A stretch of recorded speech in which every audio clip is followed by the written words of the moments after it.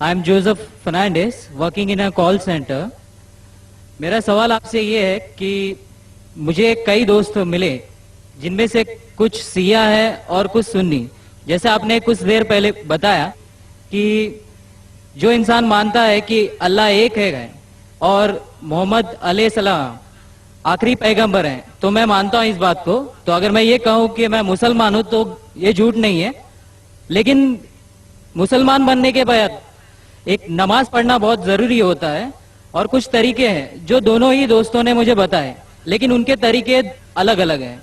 तो मुझे ये समझ में नहीं आया कि किसका तरीका मैं अपनाऊं, क्योंकि दोनों ही अपने तरीकों को सही समझते. भाई साहब ने सवाल किया कि अगर अल्लाह एक है उसमें मानना है और मोहम्मद सल्लल्लाहु अलैहि वसल्लम पैगंबर है तो मैं मानता हूं, तो उस तरीके से मुसलमान हूं मैं. लेकिन मेरे दो दोस्त, एक शिया एक सुन्नी, और मुसलमान बनने के लिए नमाज पढ़ना जरूरी है, तो किस तरीके से नमाज पढ़ूं? भाई साहब, आप कहते हैं कि अल्लाह एक है, आप मानते हैं कि अल्लाह के पैगंबर मोहम्मद सल्लल्लाहु अलैहि वसल्लम आखिरी पैगंबर है, तो आपने कहा कि किस तरीके से नमाज पढ़ूं. ये शिया सुन्नी जो आपने पूछा, आप जब कुरान पढ़ेंगे, कुरान में ना शिया है ना सुन्नी है. कुरान में ना शिया है ना सुन्नी है.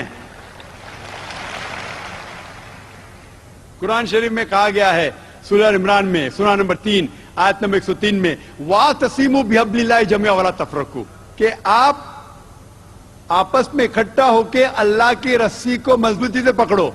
अल्लाह की रस्सी है कुरान और सही हदीस. तो आप देखिए कुरान में क्या लिखा है और अल्लाह के रसूल के सही हदीस में क्या लिखा है. तो जो भी आपसे कुछ कहता है, अगर कुरान और सही हदीस के मुताबिक है, आप उसकी बात मानो. जो जाकिर कहता है वो भी कुछ अहम नहीं इस्लाम में. जाकिर इस्लाम में जीरो है. जो जाकिर कहता है वो बात मानना जरूरी नहीं. लेकिन जब मैं कुरान का हवाला दिया तो आपको कुरान की बात मानना फर्ज है.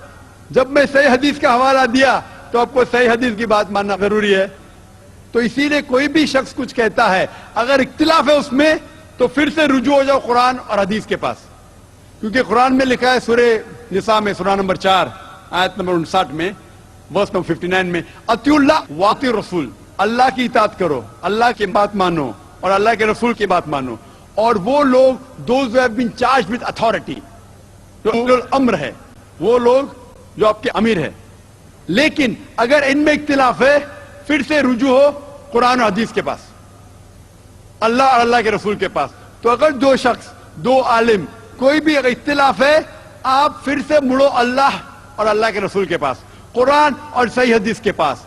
फिर देखो कि कौन सा दोस्त, कौन सा मुस्लिम, कौन सा आलिम, कौन सा मौलाना कुरान और सही हदीस के मुताबिक कह रहा है.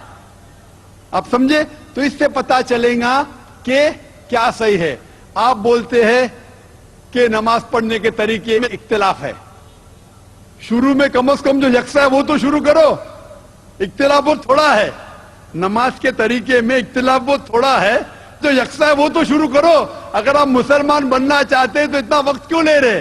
खाली नाम के मुसलमान होना जरूरी नहीं है, वो कोई फायदा नहीं. अमली तौर पे मानो कि अल्लाह एक है, उसकी इबादत करो और आखिरी रसूल मोहम्मद सल्लल्लाहु अलैहि वसल्लम पे ईमान लाओ.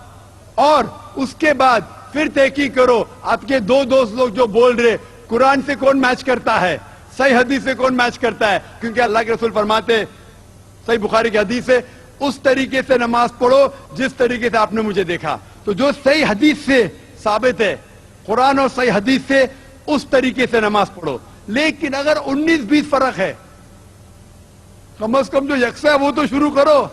इख्तिलाफी बातों पे तहकीक करो, इंशाअल्लाह पता लग जाएगा आपको क्या सही है. तो इंशाअल्लाह अभी आप सिर्फ नाम के मुसलमान मत न हो, अमली तौर के ऊपर मानो कि अल्लाह एक है और अल्लाह के रसूल मोहम्मद सल्लल्लाहु अलैहि वसल्लम आखिरी पैगंबर है. Hope that answers the question. Thank you sir.